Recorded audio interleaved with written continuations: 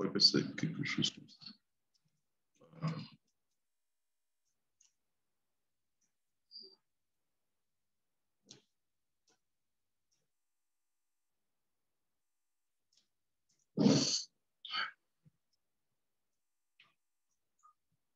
Apparemment, ça a cassé le support. C'est parce que c'était le vendredi soir que j'avais analysé. Je n'avais pas attendu la fin du marché. Ça a cassé. Mais toujours est-il que, d'accord, vous ne pouvez pas prendre une vente ici. Vous ne pouvez pas prendre une vente ici. Après la forte accélération baissière ici, l'idéal, c'est d'attendre la correction. Maintenant, rien ne dit que le prix viendra forcément, d'accord, toucher les 50 ou 61, d'accord, avant de descendre. Ça dépend de comment la correction se fera. Maintenant, les 50 correspondent ici à la ligne de cours du top qui a été formé en haut ici. Donc, le truc, c'est que ça dépend de comment la correction se fera. Ça peut évoluer comme ça et venir toucher à droite au même moment la ligne de cours. Donc, un double pullback en fait. Là, ce serait vraiment super pour prendre la vente. Mais toujours dit que moi, je ne suis pas trop pour la vente sur la cassure ici. Voilà. On sait quand même que l'objectif, c'est la bonne inférieure du canal ascendant. Donc, voilà pour l'euro AUD. Après cela, donc on a fait l'euro GPY déjà. GPUD déjà. OK. Le BTC. Le BTC USD. Bon. Le BTC, comment je vais changer la couleur.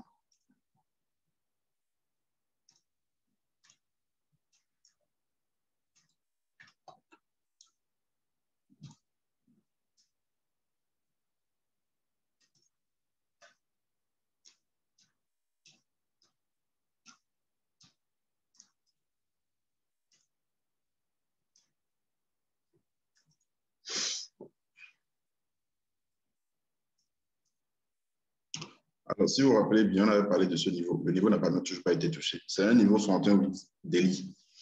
D'accord? Les 27 000 et quelques là. 27 485 là. C'est 61,8 daily. Alors, le prix peut ne pas venir toucher. De toute façon, on a déjà touché les 50. Le prix peut ne pas venir toucher les 61,8 et repartir. C'est possible. D'accord? Et repartir, c'est-à-dire après cassure. Parce que là, vous avez un petit biseau descendant ici. D'accord? Et c'est après cette hausse. Donc, c'est une figure de retournement à la hausse. Donc, ça peut casser par le haut et continuer. Même si ça, actuellement, ça fait un rebond, ça peut venir ici. Donc, le truc, c'est quoi? L'achat du BTC dépendra de comment le prix va évoluer dans ce biseau, en fait. Soit le prix revient en bas ici, et là, vous prenez l'achat. Sur le passe là, ça fera le troisième rebond, en fait. Ou là, ça casse carrément, et vous prenez l'achat. Sinon, actuellement, bon, il y a trop de cafouillage là-dessus. Maintenant, pour ceux qui... pas pour ceux qui traitent. Ça, c'est ce que je viens de dire, c'est pour ceux qui traitent.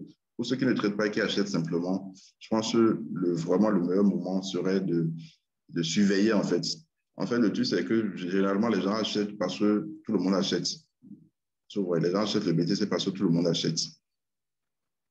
Or, même si vous voulez acheter physiquement et tout, c'est mieux d'analyser, de voir est-ce que là où le prix se trouve actuellement, c'est un bon niveau. Est-ce que je ne suis pas en train d'acheter sur un sommet, en fait? Voilà. Il faut faire attention à tous ces détails. Voilà.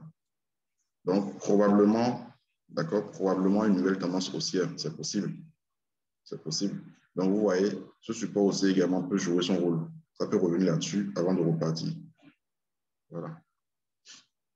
Donc, c'est ce que je peux dire sur le BTC. Alors, quelqu'un va demander en temps l'USDCAD.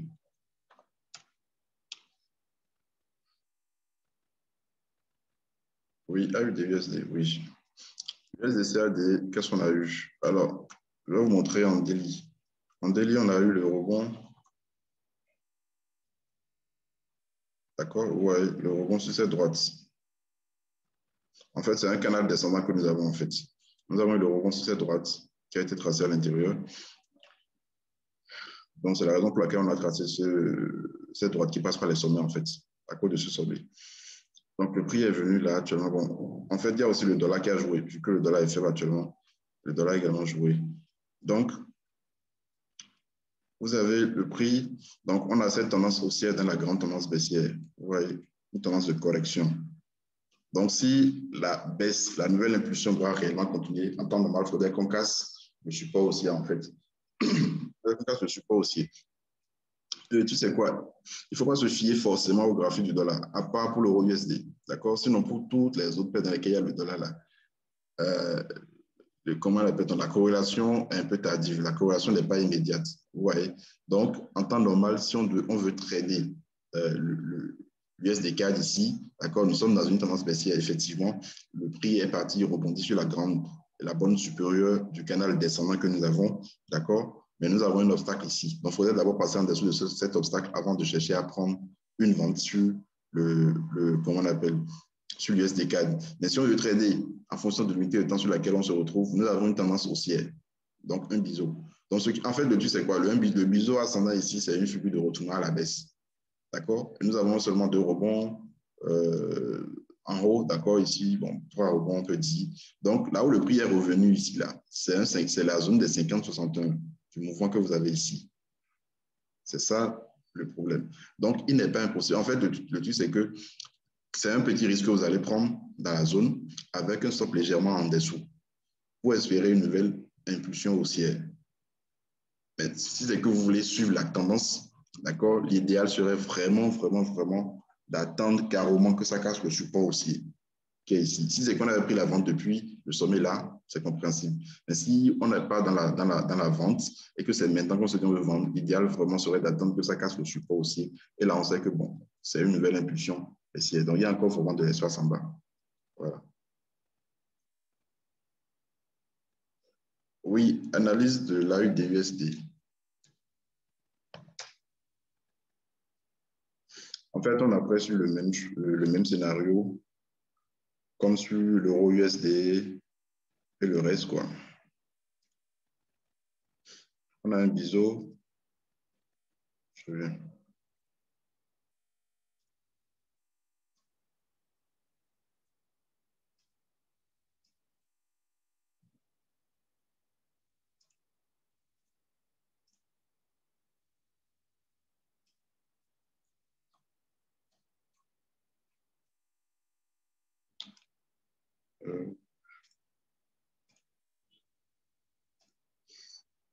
Voilà. Donc, le rebond a été fait ici à cause de cette résistance devenue support, en fait. Vous voyez. Et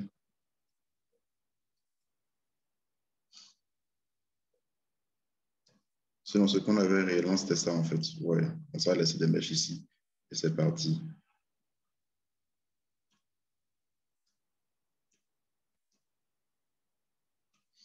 Voilà. En fait, si on doit faire la corrélation avec l'euro AUD, vous avez vu l'AUD est en train de monter ici, l'euro AUD est en train de chuter, donc c'est normal en fait, c'est logique.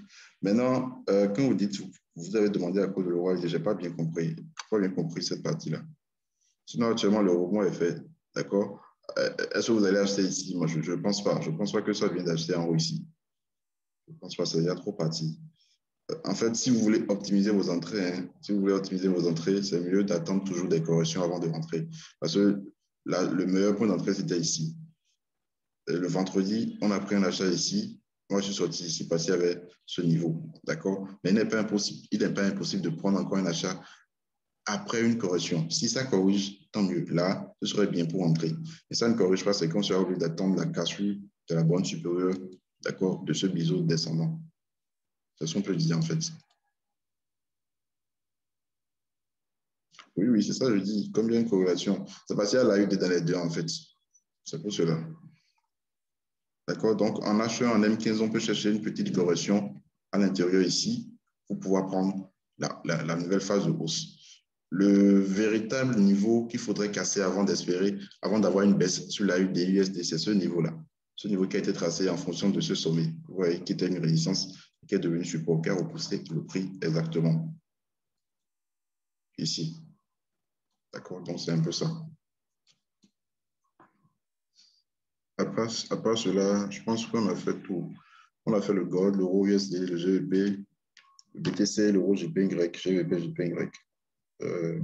Bon, il y a le GBP NZD aussi.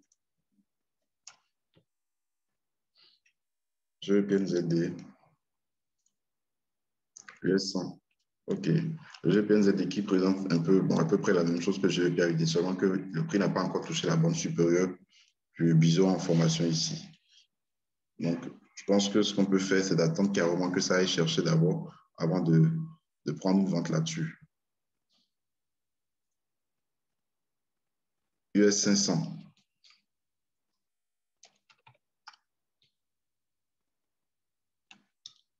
Je pense qu'on a déjà analysé ça ici une fois. Hein.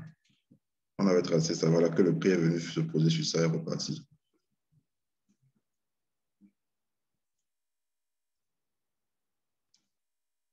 Le SDCHF. Ah oui, oui, bon, on avait analysé ça aussi. Le SDCHF, je vais revenir sur ça tout à l'heure.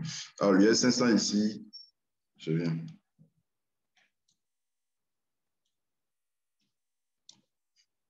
Attends, c'est largement haussière.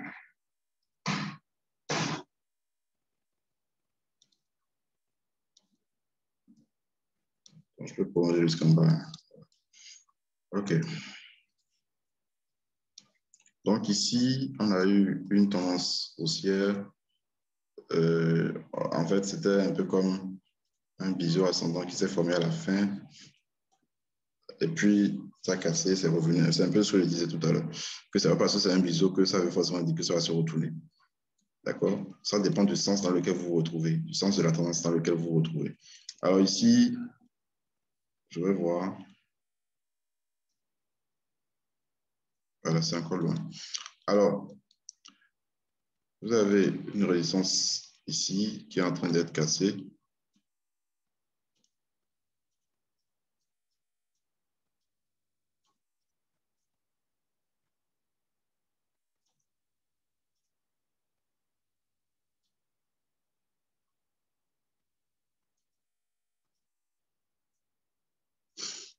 OK. Alors, on n'a plus de données, d'accord? On n'a plus de données en arrière sur les 500 actuellement. On n'a pas de données en arrière. D'accord? Donc, ce sont des niveaux historiques qui sont en train d'être formés actuellement. Donc, on ne peut pas te dire, voilà, on va mettre un TP à tel ou tel niveau, à moins qu'on utilise les extensions de Fibo.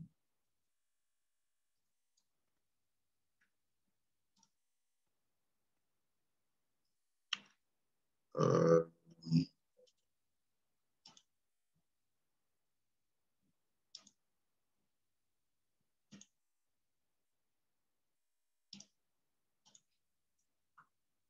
non, si on va utiliser les extensions de Fibo, voilà ce que ça donne. Mais vous savez bien, vous avez vu l'accélération haussière que vous avez eu ici. D'accord?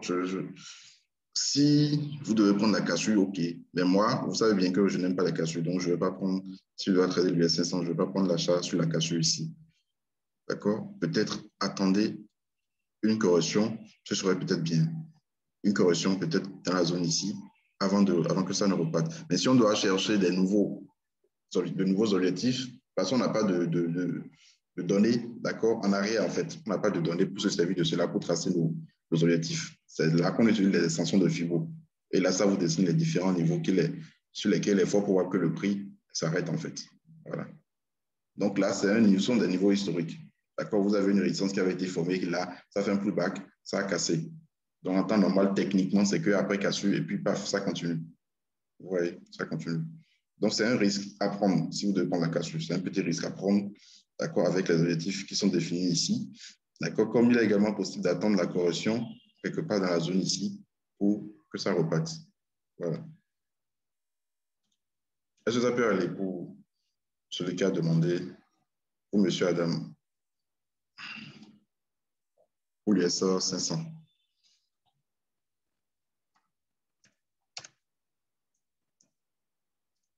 OK. Oui, l'USDCHF, si vous vous rappelez très bien, on avait analysé ça, on avait tracé les fibos ici, le prix est venu sur les 68 à ce niveau, ça fait une petite correction et puis c'est parti. Alors, l'USDCHF n'a pas suivi le mouvement du dollar parce qu'il y avait le CHF qui était fort. Non, le CHF était faible, voilà. Le CHF était faible et le dollar aussi était faible. Donc, raison pour laquelle vous avez vu ça fait du surplace toute la journée du vendredi. Ça fait du surplace. Alors, je viens changer les couleurs et tout.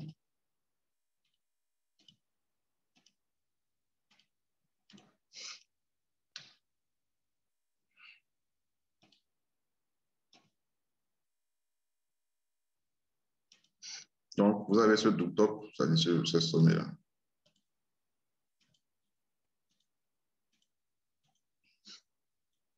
D'accord? Ce double top, on peut considérer cette grande configuration qu'il faudrait casser avant d'avoir une baisse sur l'USDCHF. Il faudrait que ça passe en dessous parce que tout ça, là, c'est une correction. Ça va être arrêté exactement sur les 61 et là, la baisse a commencé.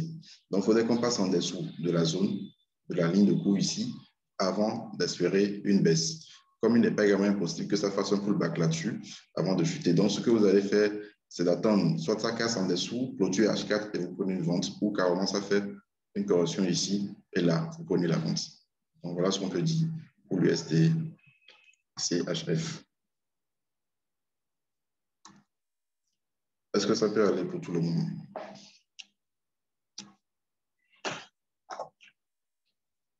Donc, les paires à vraiment surveiller la semaine prochaine. À mon niveau, il y a le Gold, il y a le GBP-AUD et il y a l'USD-JPY. L'euro USD, il faudrait qu'on casse la ligne de cours dont on a parlé. Le GBP-USD aussi, la ligne de cours dont on a parlé.